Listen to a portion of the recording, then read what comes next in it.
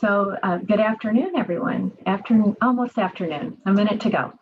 Thank you so much for joining our Stay Connected webinar for today.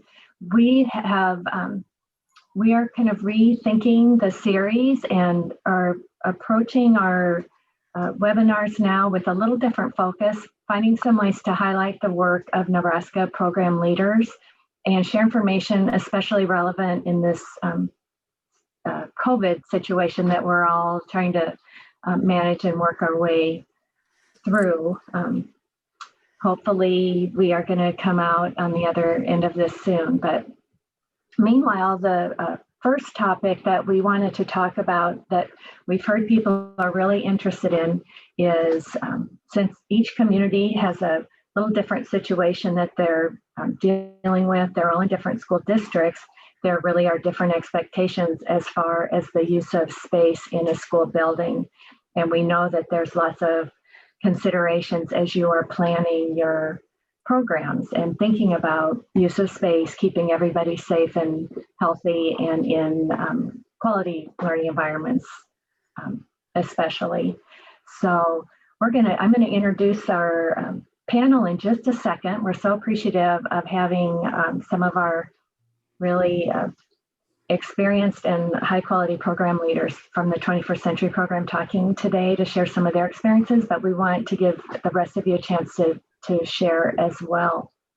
Sandra, do you want to go ahead and give the direction for the chat one more time? Yes, I just was trying to get the conversation started a little bit in the chat. So open up your chat and share how you're working with youth, if you're working in person or remotely or some different blend of that. I think it'll help us know who is in a situation like our own and make those connections. So that's all I wanted to say. I can turn it over to the speakers now. Great. So we have 3 Nebraska program leaders who are going to share their experiences today, and then we want to open it up to your questions and to give you a chance to share as well. Lorna Eliason is the project director in Chadron, Nebraska, the Chadron After School Program, and she'll tell a little about her program in just a second. Marcia Fritz is the project director in the Cozad, Nebraska After School Program, and she will describe her program in a second as well. And Patricia Sanchez-Stewart is the program leader in Lexington, Nebraska. And we just so appreciate your time and your willingness to help us learn more about the possibilities. So maybe, Lorna, do you mind starting just briefly? Tell a little bit about your program and your community, just a little background information. Okay. Right, so let me know if I'm going too far, but thanks, Kim, and thank you, Sandra, for asking me to be on this Zoom call today. Yes, I'm welcome to all of you, and hopefully we'll learn something from each other. I know this is a big year of learning, so appreciate the opportunity to visit with all of you. Here at Chadron Public Schools, we have 3 after-school programs, kindergarten through 2nd grade, a 3rd and 4th grade school, and then a 5th through 8th grade middle school. Our program has been in-person learning since August 24th, as I typed in the chat. However, we have had some challenges and had to make some changes to our programming due to the COVID-19 pandemic. We were very lucky before the school year began, our principals put together very detailed standard operating procedures for high school, middle school, and our 2 elementary schools. We were part of that conversation. So those were in place before school began. We had opportunity to add our thoughts to that for our after school program. And then we had to scurry and work super hard. Site coordinators worked their tails off to make the adaptations to allow us for in-person learning after school. So that came with some limitations, which included numbers of students. We do not have kindergarten students invited to our K-1-2 program. We're focusing on our 1st and 2nd graders. And then on our 3rd and 4th grade building, we had to go to alternate days. 3rd graders attend Monday, Wednesdays, 4th graders attend Tuesday, Thursdays. Because of space, we simply had space limitations for both those schools that we could not follow the SOP that our school is expecting with the numbers of students we would have. normally on a full day, you know, we'd have 90 students, our K-1-2 program. We could not staff that, nor could we follow the standing SOP for that school with that number of students. So that's why those changes were made. Same thing with the 3rd and 4th grade building. We just could not, we didn't have the space available to accommodate all the students every day. So it was mostly a space, and we had to overstaff. We had to really overhire, which I know that's hard, but we had to overhire because we have to have students in not only their grade level cohorts, but in classroom cohorts. So all of our 3rd graders have to just be within their classroom groups. So, you know, you have all those different 3rd graders, you have all those different 4th graders, and so on. So that made us have to really overhire. So I don't know, it's a nightmare looking at the budget and trying to figure out this is all going to come through. And then we have less attendees, you know, because of these limitations. So that's really been challenging and kind of will be a struggle, I'm sure. I think some of the successes, I can see it during the school day and then after school too, like we were forced to do things. I know my middle school principal was like, I love the way we're doing this and we're never going back to this other way. Like it's just simple things like procedure wise, how the students enter the school, how do they go to lunch, so we made a lot of those changes too, and we will never probably go back to the way we did it before because it's just been so much better for our students. So that's good. Some of our difficulties of grouping and use of space is how do you know, you might have your 3rd graders there and you have 4 classrooms of 3rd graders. You're teaching a physical activity and you only have 3 students from that one classroom. Well, it's pretty tough to teach that game. You know what I mean? So the people that are teaching those physical education activities have really had to think outside the box. Catch was really helpful for them to look at different ways that they can separate the kids and still use, you know, the gym and still keep them safe and masked. We don't have a mask mandate, like requirement. We are, all students, staff are expected to wear masks, and that's been from day one. So we're not required, but we're expected. So that's really helped us keep our infections down and our quarantines down. Is that kind of where you wanted me to go with that, Kim? Or is there something else? Yeah, that's a great overview. And Okay. when we'll come back, maybe people would want to know more about any of those points that you brought up. Thank you, Lorna. Yep. So yeah, if you have questions for Lorna, you can type them in the chat or we'll open that up in a little bit. Marcia, Patricia, who would like to go next? I can go. I have a lunch duty also coming up here, so I'll go quick in case this goes a little bit longer. We're a little bit different than Chadron. We are one site, K5 until this year, and we are still only K3 for all the reasons that Lorna mentioned. We can't separate far enough. Our district's a little bit different in that our grade levels all eat together in our cafeteria. We have 4 sections of each of those grade levels, and the classrooms come together, but they're only seated on one side of the tables, so that 6 foot is possible. They are unmasked at that time. And so because the school has brought 4 sections of kindergarten together, I have 2 groups of kindergarten after school just because classrooms aren't big enough. I have between 30, right around 30 kindergartners. And so because I can't put 30 kindergartners in one room, and this year I don't want to anyway, then we have 2 groups of kindergarten. So they are kept together by grade level, but not by classroom because the school lets them eat together at lunch. We have lunch, or our snack is separate. So kindergarten comes in, they have their snack in the cafeteria. I disinfect tables while they leave, and then 1st grade comes in. And so that's different from last year. It used to be a big old party for snack time, and now it's just by grade level. We do have a mask mandate, so everybody is masked all the time except for snack and outside. When I sign them in for 14 years, I've signed all the kids in one long snaky group, and now we sign in by grade levels at different places in our building. Last year we averaged 130 after school. This year I'm averaging about 50 after school for all the same reasons Lorna described. I have pretty close to the same number of staff, but much fewer kids. And so, so far we've been able to juggle kids who need to be here. We chose not to take 4th and 5th because they were a little bit more independent and able to go home after school. And we have come back to that on our management team monthly to see if we need to hire more staff in order to take 4th and 5th. And I have not taken one phone call this school year from a parent of a 4th or 5th grader asking when we're going to take those back into our program. So until we get that, we probably are going to keep it the way we have been going along. I think parent communication has been,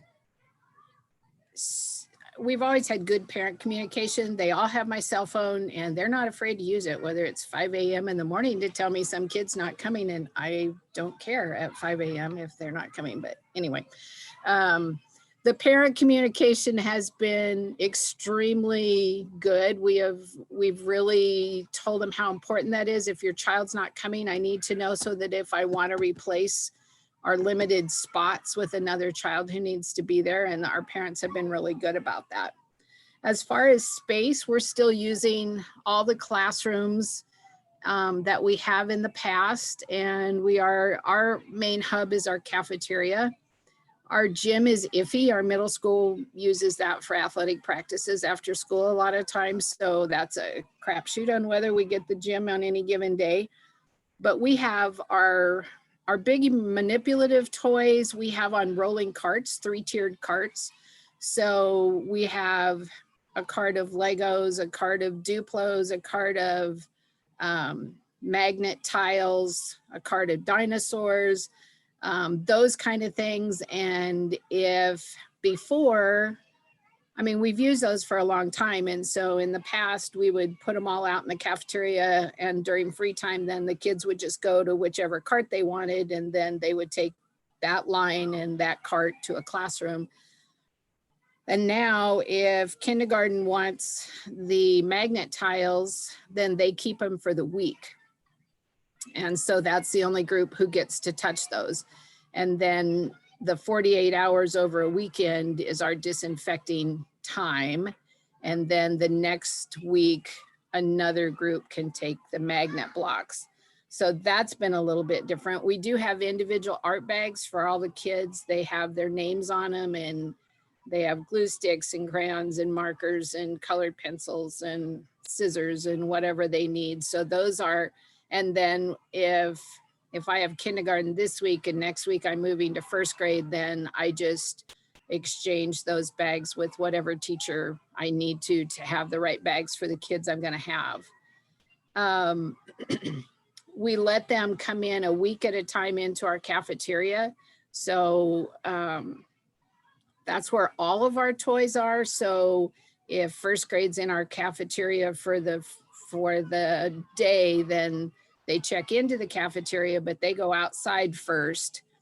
I snack everybody else. And then when 1st grade comes in last for their snack, then they get to stay in the cafeteria, and then they would have that space.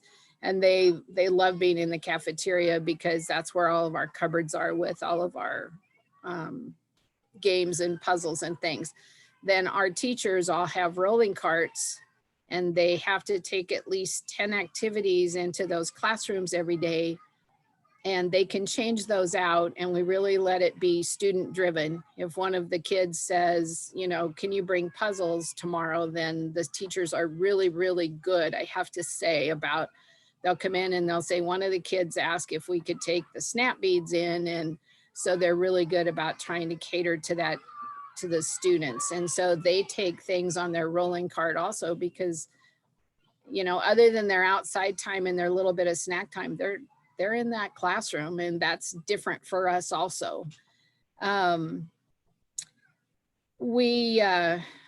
on the safety team for our school also. And so the last 2 weeks, we've had several episodes where it's been, we've had a couple of students test positive that were my students as well. And so then we go into the office and we pull up our cameras. And since we snack in the cafeteria, we have to find the right day, find the right time of that group, follow the student in, timestamp when they take off their mask, timestamp when they put their mask back on.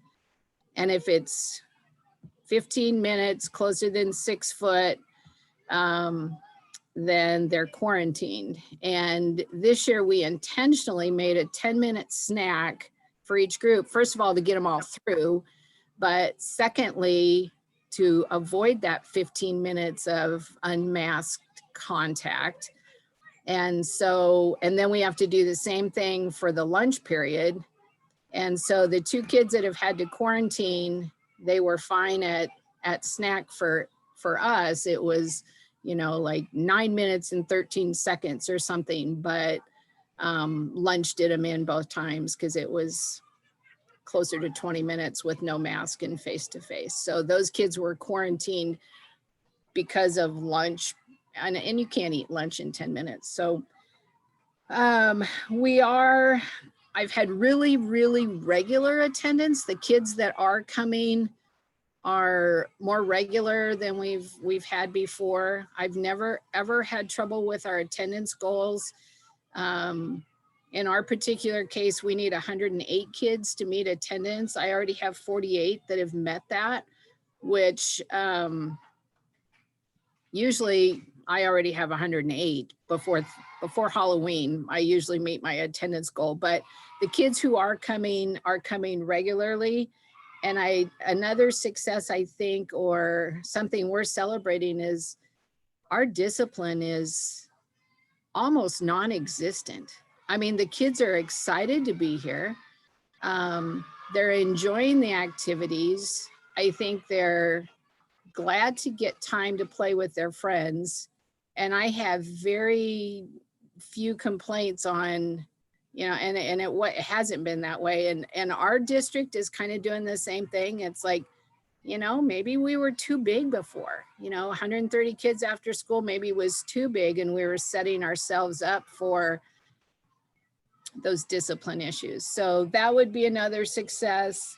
Our smaller groups, when I sign them in, or when all the other 4 teachers are signing them in, we do temp them every day coming into our program. They've already been temped first thing in the morning. They were temped at lunch, and then we temp them in again after school. So that's kind of COSAD. Thanks, Marcia. And if you have questions for Marcia, go ahead and put them in the chat, and we'll move on and let Patricia talk a little bit about her program, and then we'll open it up to the others. Hello, everybody. This is Patricia Stewart from Lexington Public Schools. And I have 4 elementary programs. 3 of them are grade level schools, like 3rd and 4th are together, or no, 2nd and 3rd are together, 4th and 5th are together. And I have 1 that's K-5, which is a dual language program. And then we are running at those sites at the elementary level, we are running 50% capacity. In a normal year, we have averaged 70 students. We limited the amount to 30 this year. So actually we're funded for 60, but we normally take an extra 10. And let me backtrack a little bit with the elementary. When we met with the administrators and the superintendent back in, I think it was June, we started planning this. I got the green light that everything was going to be pretty much as normal. You know, we had trying to think, you know, just doing all the safety procedures. But come, I think it was August 5th, because I remember that's when my world turned at that meeting. I think it's because as they were letting staff know that, you know, the teachers are working hard and making sure that they're doing their part. And then we have the after school program that was going to come up and disrupt the whole commingling, of students. And we thought, okay, if like Lorna has at her school, maybe grade level cohorts, I guess you could say, or class level cohorts, they were just freaking out about, well, we were all freaking out because we would need about possibly 18 different staff members at one site for different groups, or 8. And so we decided that with that, we wanted to have less numbers, and then also less time. So actually we have shortened our schedule at the elementaries, and then of course reduced the numbers. And we started late, September 21st, just because everybody was in panic mode at the beginning of the school year. And they said, that's the last thing we want to do is worry about the after school program. Let's make sure that we get our school started, and that there's no hiccups, and then we'll add in the after school program. But again, it was with a different schedule and a different number of students attending. Let's see. We do bring up, so at our management team meetings, we do bring up every month if, we want to add more or, lengthen the schedule. But especially now where our numbers are increasing and we're at red, it's like, let's wait till January to see what's going to happen. And that's fine. I'm okay. It's just a matter of just giving them that choice of to change it or not. Then at the middle school level, I have 6th, 7th, and 8th. We run a pretty much regular schedule, although I've had the lowest number of participants in record years. Never have I had this number of students. Am I panicking about that? Yes. Are we doing some things that are, as far as recruiting students that are different from what we've been doing? Yes. I shared at a different call yesterday that we are incorporating high school students into our program, and that seems to be drawing middle school students to the program. As far as grouping in the elementary, they are divided according to grade, but not necessarily class. We have hired more staff due to that. We have a lower ratio than usual. They're usually about, 5 students to 1 staff, so very, very low. The use of space, we have not been allowed to use any of the classrooms at the elementary. We're only using the cafeteria, the library, and the gym. We normally are allowed at least 1 or 2 classrooms, and no sites are we allowed to go into that. And I guess teachers still don't feel comfortable with us using those rooms, and that's fine. And the main concern is not leaving it sanitized to the expectation for the next day. So that was the number 1 reason. We do have, when students arrive, they do get, by the way, I don't know if I mentioned this, but we, in all our district is required masks. So the students do get their hands sanitized upon arrival. They need to eat their snack within 15 minutes, but hope we're shooting for 10 minutes, just because of what Marcia had mentioned with that time with the mask off. They do sit at the same place every day. So there's assigned seats both in the elementary and middle school. Everything's assigned seats. They do social distance in all the classrooms, both the elementary and middle school. In the elementary, and everybody has their individual supplies, and they do everything as a group. They never commingle within the after school program. So they stay within their individual group from the start to the end. And trying to think here with the elementary. In the middle school, as far as using the supplies with the middle school, we run our programs where if they're using, let's just say, something for, I have a class that's doing rockets right now. So they're they're using this shared, the scissors, because obviously we can't, with middle school students, we can't have, they don't carry scissors around in their backpack. So they use their own pencils and pens and so forth, but otherwise, we just let those for a whole week. They're not used because we only offer on Tuesdays rocketry. And so they're not going to be used until the next week. Let's see. We do have our staff sanitize the room when the students leave. Well, upon arrival, before class, after they leave, and between classes, we're using the same classroom. In the middle school, we do use certain classrooms, most of them, except for the kitchen. So the home ec room, we're not allowed to use that the kitchen. I believe the custodial staff, we call it service master here in our district, they come in as well. So it's getting sanitized twice, by us and then by service master.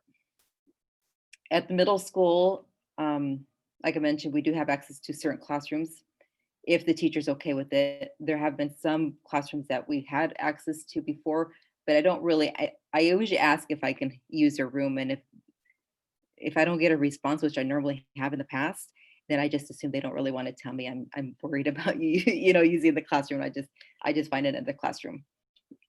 Let's see.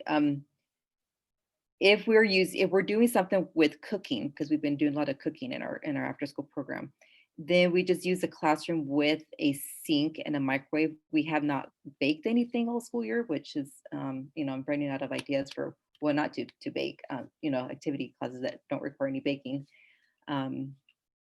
We have utilized the teacher's lounge.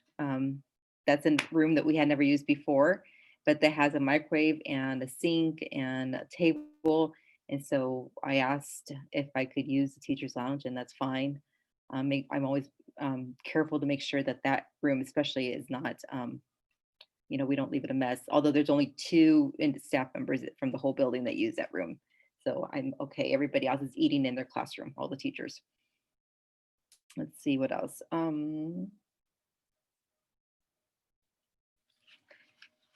If, for example, we have sports, such as dodgeballs, because I wondered about that for middle school. We obviously, they're going to be, those balls are going to be flying around and being touched by all the students. So in that case, the students, we do sanitize our hands before leaving, and then those dodgeballs are wiped if we're going to be using it the next day, like a Thursday to Friday, because Friday we do a lot of recreation. But other than that, we're not trying to do as much of those games, things that are going to be used by, the hands are going to be on it quite a bit. And then let's see, I'm trying to think. What else I was going to mention. As far as successes, I'm going to echo what Marcia said. As far as behavior issues, either at middle school and elementary, we haven't had very many issues with behavior, hardly any at all. And the students that are coming, they want to be in a program. I do like the lower numbers at the elementary, although we do want to get that up next year. So even though we're running at this level this year, I'm always telling them, well, we're going to be at full capacity next year. But they do seem to I think they like the break for 1 year, to have the lower numbers and to have everything, I guess, not chaotic, I guess you could say.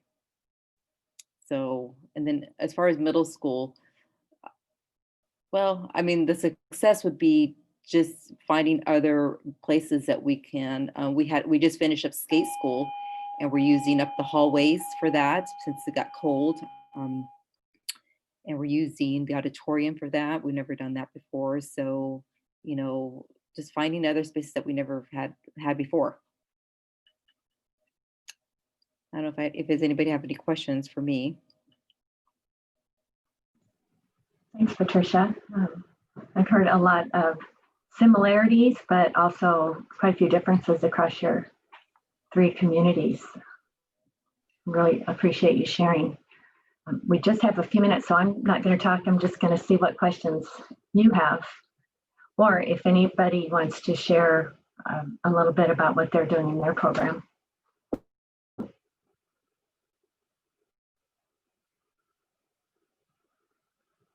Sandra, I saw you had a question about community partners coming in to lead clubs like 4-H.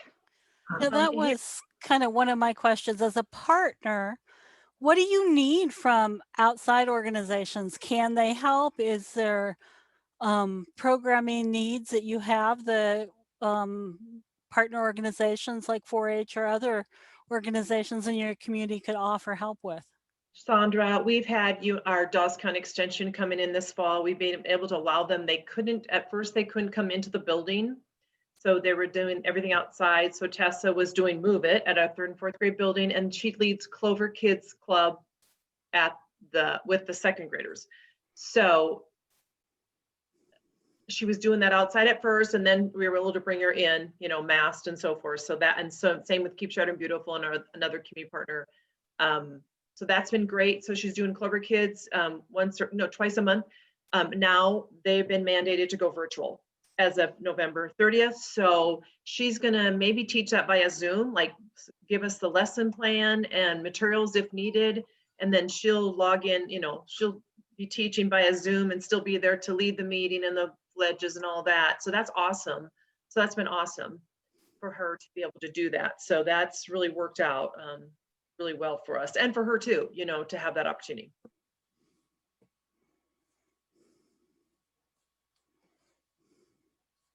Yeah, we in Lexington, we have most of our partners are virtual now. And the extension is going to be going virtual. And then also I have another organization, Lutheran Family Services, that they just don't feel, well, one's coming from North Platte. And so she does, and they're pretty high numbers. And so she feels like she's bringing it over to Lexington. So she just said after Christmas, we're going to go virtual. I'm trying to think. And then I have one community partner that comes in person. And we welcome her. And pretty much the materials are mailed to me or dropped off, depends on, I have two of my partners one lives in Lincoln, the other one lives in Grand Island. So I think that's opened the door for a lot of us to be able to have those partners, and you know, they can be housed anywhere and they can still be in our program. That's nice.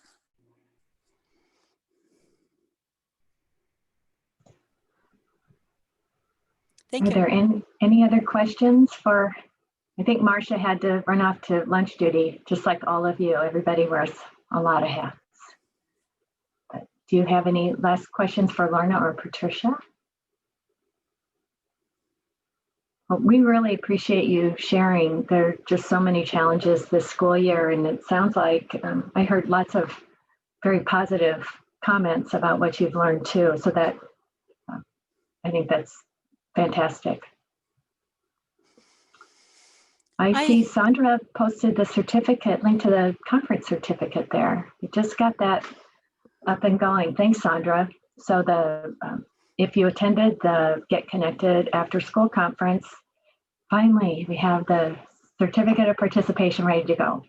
So we decided to let you go ahead and self-report, have your staff self-report on that certificate. We have a place for total number of hours. We have a section for amount of time participating in live sessions. And then on the back, your staffer, you can mark which on-demand videos you've viewed as well. And then on the front of that, just go ahead and put the total number of hours and keep track of that PD time like you normally would. If you need something else from us that we can provide, let us know regarding participation. But we thought this might be the best, and I know your staff self-report to you your PD time typically. So yeah, we thought we would be able to get that generated, and it turned out that we weren't able to. So that's part of the delay. I did also want to mention that those recordings are available. So if you have staff that you want to have spend some more time doing PD, all of those resources from the virtual conference are available, and they can still watch those recorded sessions and get hours for it. Sandra, haven't Engineering Mars Base Camp, those have been mailed, haven't received? What do we know? They should have been received. I only had one person who told me they didn't receive their kit. They should have been received last week. So if your Okay. staff don't have it, let me know. That would be me then. It's Okay. not here somewhere. Okay. All right. Maybe it's somewhere else in the district, but I don't have mine yet. Okay, thanks. Sorry. No, I will follow up on that. So we're I did want to oh, sorry, Kim. no, go ahead. Go ahead. I was just going to say, I did want to mention that in South Sioux City, we are going to have an exceptionally long winter break. And so those are a lot of hours over holidays that my staff are going to be missing hours. So we are going to be using the videos and recordings and stuff from the Get Connected for my staff to be able to get hours during that time that they can be paid for, as well as the U for Youth has a lot of different connections that we'll be using as well to get some training done. I have a lot of very new, very green staff this year. And so anything for them helps. I'll be giving them a list of different trainings that they will be able to do and then turn in hours for. So, and then an evaluation for each training that they can complete to kind of give some feedback of what they've learned and kind of what they've got from it. That's great, Stacia, if Stacia. you'd like to design a virtual workshop, I'd be happy to work with you to do something that we could bring everyone together on Zoom. We've got some great resources on lesson planning, if that's something you want to have your staff do, or we've got a variety of resources we could talk about. Sometimes having that connection, even if it's virtual, makes it more meaningful to do PD. Yeah, and some of those things we're actually working with Julie Good. for our 4-H and stuff to be able to get those things set up. So yeah, absolutely, we're working on doing that, as well as having Julie do some Zoom meetings with our sites on Wednesdays, because she's Perfect. doing those recorded videos. So those will be nice as well. Thank you. Great. Yeah, and if there are other topics people are interested in, we are getting our schedule in place for the Stay Connected series also. Stacia, I was going to let you know as soon as I have time, I'm going to categorize all of the archived webinars, the Stay Connected webinars too, so it's easier to find what you're looking for there. Right now, we just have a pretty long list. It's a little hard to identify the specific topics and presenters from that. So we'll get that done, and those Stay Connected webinars might be useful also. So, so I think Sandra just put it in the chat. Sandra is so quick. I cannot even believe she reads my mind and gets things in the chat before I can even think about it. So we're going to go ahead and do the Stay Connected webinars for now on the 1st and 3rd Thursdays of each month. And we really want to focus the topics for now around your specific needs and questions. So let us know what topics you are interested in, what you would like to know more about. We do have the December 17 webinar scheduled, and that's on SEL support after school. Terry Linneman in North Platte is going to take the lead on that one.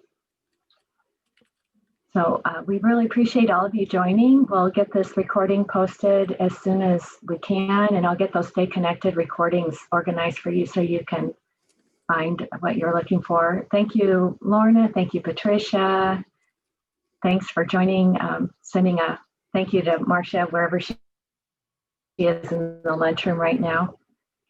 And thanks, Sandra. We appreciate your time. It's nice to see you. Seems like we haven't had a webinar in a while. So Thanks, Kim. guys Thanks, have a Sandra. great day. Keep up the great work. We really appreciate your efforts for your students and families. Have a great afternoon.